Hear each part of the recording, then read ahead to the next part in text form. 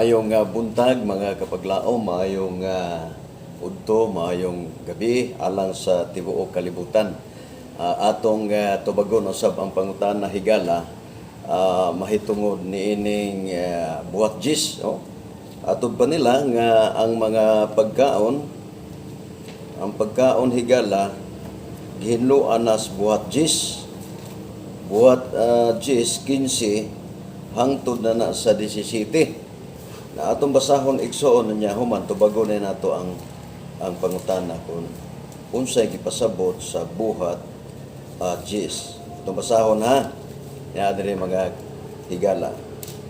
Jis 15. Atong pa diri og ang tingog nga miabot kaniya pag-usab arita sa 14. Apan si Pedro mingon dili ko Ginoo kay wala pagyud ako'y nakaon nga dili binala og mahugaw. Ug ang tingog miabot kaniya pag-usab sa ikaduha nga nagingon ayaw pag hinganlig dili binalaan ang mga butang nga nahinluan na sa Dios. Ug kini nahitabo sa makatulo ug sa kalit kadtong gibirang ngadto sa langit. Ug samtang si Pedro nalibog sa iyang unahuna kung unsa ka ang kahulugan niadtong pananahon nga iyang nakita tanawa ang mga tawo gisugo ni Cornelio nagtindog sa pultahan sa gawas tapos nila masusi kundi ang balay ni Simon og sila nanawag sa pagpangutana kung nag-abot ba dito si Simon nga ginganlag Pedro. Ang ilang tumong ini ang 13 hangtod sa 11 hangtod ni 15.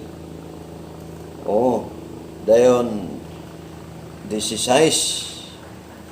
Muna lang ingon nga ginluan na ang mga pagkaon mo hinungdan niya nikaon na sila og mga baboy di man sila mo dinay mga kaigsunan nga baboy hugaw kanhi sa panahon sa Old Testament dili sila supak ana ang ilang gisupakan kay sa New Testament wala nagisulti nga ang baboy hugaw ang pangutana sa may bot pasabot ini Brother Jerry kining buhat jis.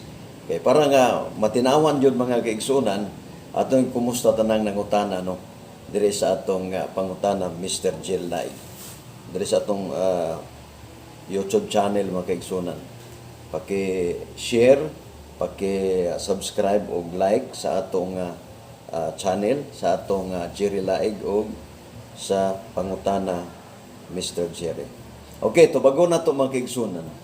Unas tanan ang Old Testament balaod yun sa Ginoo nga naipakaon na dili. No? Atong mabasa na sa Levitico 11:37 hangtod na sa 38. Unya kay balaod man ang mga kaigsuonan but pasabot kung usbon kana nga balaod i-amen na siya, no? Isulti gyud na nga wala na siya nga balaod. Para ba nga ma-clear ba kay stricto ba kayo ang mga Hudiyo mga kaigsunan? Dili ba? Una nga atong gisusi diri sa Biblia nga katong balaod mahitungod sa mga pagkaon. Gi-amen ni Kristo. Kana bang wala ay na mo atuha katong mga mahugaw sa una? Wala na to. Pero sa may gisulti ni Apostol Pablo mga igsoon sa 2 Corintos 6:17 atong basahon. Ingon dire 17.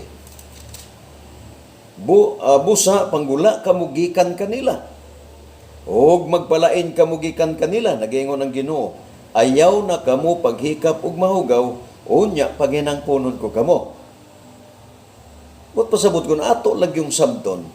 Kung sa buhat jis gihinluan na sa Korinto nga mga sinulat wala na hugaw kay hinlo na mas buhat jis. Una man ang buhat jis kaysa Korinto. Apan nagsultis Pablo nga ayaw moghikap sa mahugaw. Unsa man nga mga mahugaw mga kaigsunan. Kung imong basahon ang Levitico 11:7 unod sa baboy kini unsa man mahugaw ug ayaw kamo paghikap nini. Mahugaw kini alang kaninyo. Sa unod nini dili kamo magkaon. But pasabot mga kaigsunan kung giamen pa wala na mga humahugaw, wala na magisgot. Wala ta magisgot mga kaigsunan si Apostol Pablo may tungod sa mga karumal-dumal kung narita sa Tagalog mga igsoon, no? Sa mga hugaw nga mga mananap, mga kaigsunan. Di ba? Pero sa may gipasabot sa buhat Jis, nga ni mo igsoon, unang nakakitag pananaw dili si Pedro, si Cornelio, nya ipaadto si Simon Pedro, ipaadto. Kaya di man gud pwede nga modritso ang Ginoo ngadto kang Cornelio, ipaagi pa niya sa mga mensahero. Muna nga nagsugo si Cornelio nga ipapangita si Simon Pedro.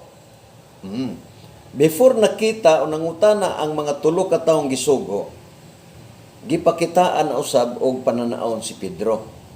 O pananaon. Natingala lang si Pedro kay ningon ang Ginoo ayaw hinganli ang mga butang nga gihinluan na. Unya kalit nga gibira sa langit. Naglibog si Pedro. Kung basahon nimong 17 hangtod 18, naglibog si Pedro sa pananaon nga iyang nakita. Naunsa man ni? Sa diya galibog siya niabot ang tulo ka tawo. Ang tulo ka tawo mga igsuon na kita niya dili tulo ka baboy ang nakita niya, tulo ka tawo. Unya kung basahon nimo ang buhat Jis, katulupod giagda si Pedro.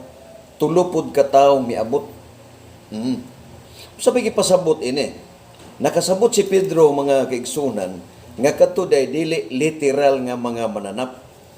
Kay iya namang gilitok dire sa buhat Jis 28 nato ba niya og siya mingon kanila, kamo nasayod nga maisupak sa kasuguan alang sa usa ka Hudiyo ang pagpakigharong og pagpamisita sa usa ka taong dumuluong. Apan di pahibalo kanako sa Dios nga kinahanglan walay tawo nga akong pagaingnon nga dili binalaan o mahugaw. But pasabot mga kaigsunan nga ang gipasabot di ay sa Ginoo nga nasabtan ni Pedro nga mga tao kadto nagkanlain nga mga tribo, nagkanlain nga mga rasa sa mga tao mga kaigsunan, no? Sa tibuok kalibutan o sa klase-klase nga mga kinaya sa tao. Niingon si Pedro, kay question mas Pedro kung imong basahon ang buhat 11, gipadala sa kung butang to sa board, no? Ngadto sa mga Hudiyo, gi-question siya. Muna yang gi-explain igsuon sa buhat 11 ang gipakita sa Ginoo kaniya. Og ang conclusion sa mga Hudiyo sa buhat 11 igsuon na i-conclusion dire. Buhat 11. Og matod pa dinhi sa buhat 11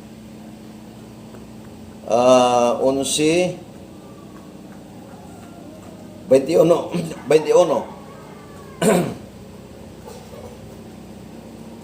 11:21. I mean, Andre. 27, 11:27, no?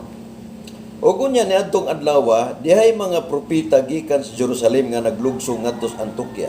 Ug ang usa kanila inganlan si Agapo, mitindog pinagi si espiritu, mitagna nga moabot ang usa ka dakong gutom sa tibuok nga yuta. Og ang mga tinun-an matag usa kanila sumala sa iyang maarangan, naninguha sa pagdala og hinabang ngadto sa kaigsuonan, og nagpuyo sa Judea og kini gibuhat nila nga nagdala ni adto og mga ansyano pinagi sa mga kamot. Okay. Aritas 17, kalapas ita. Busa kon ang Dios mauman ang naghatag kanila, nana, sagasa sama sa iyang gihatag kanato, sa diha nga misalig na kita sa Ginoong Hesukristo, si kinsa man ako nga arang makasalanta sa Dios. Muna yung giingon sa mga nag-question kang Pedro, 18, o gilang pagkadungog niini, sila mihilom. O ang Diyos ilang gidalay nga nagingon, nan sa ato pa, sa mga hintil gitugot usab daay sa Diyos, ang paghinulsol ngadtos kinabuhi. Niyan ha. Wa man maingon ang mga Hudiyo, mga kaigsunan niya, sa ato pa ang baboy pakaon na di ay. Sa ato pa ang mga mahugaw ipakaon na di ay. Wa mag-ingon dire ang conclusion na sa ato pa nga ang mensahe o ang maing balita gitugot na di ay ngadto sa mga hintil. Ha? Dito sa mga hintil sa paghinulsol diyas kinabuhi. Kay ang konsepto gud sa mga Hudiyo mga kaigsunan, basta hintil hugaw. Dili sila makigharong. Basta hintil hugaw, dili sila makigharong mga kaigsunan. Mo na nga gipakita sa Ginoo nga wala na isipon tao nga hugaw. Nganuman apil na kini sa pag-alagad sa kaluwasan ngadto sa Ginoo. No? Klaro mo gina mga igsoon. Dili man na gid na ingon nga mangita tagrason kay aron usa man puy purpose namo mangita tagrason di mi mangaon. Oh, kung matinuod man ang inyo mga kapaglaom higala, mas nindot na manggaling na kay ipakaon na ang tanan. Pero ato gyung klarohon kay ang una biyang sala sa atong ginikanan mao biya ang sa unsay ana sala pagkaon igsoon. Nalingla sila sa yawa. Na kay basin nun yung nalingla na puntang ipakaon ng baboy niya, di ay biktima na sabta. Klaroho na lang nato mga kaigsunan. Mas maayo na lang nga dili ta manghaon kaysa mukaon niya questionable mga kaigsunan. Sa katarungan nila nga daghang teksto pero dili mao ang contextual nga gipasabot sama ng Matthew 15, sama ng Marcos City, sama ng Corinto o sa Roma. Wala man na, dili man na mo gipasabot nga mga mahugaw mga kaigsunan. Kanang unang Timoteo 4:1-2 ug 3. Wala man na, mga kalanon nagdili sa pagpangasawa. Usa na sa mga gikuptan sa mga depensor nga dili Adventist sa igsoon. Pero dili man na lig-on nga mukaon na lang gyud ta tungod ni ana. Questionable o ma-question pa na nga mga bersikulo nga dili mao gipasabot nga mga mahugaw nga mga mananap. Manghinaot ko igsoon nga tubag ang imong pangutana sa pagsunod lang dire sa atong YouTube channel mga igsoon sa Jerry Laig o sa pangutana Mr. Jerry Laig. Daghang salamat mga kaigsunan, manghinaot ko nga ang Dios magapanalangin kanatong tanan o maghatag kanato og maayo nga pagsabot ug masabtan nato ang kinatibuk ang kamatuoran. Thank you very much.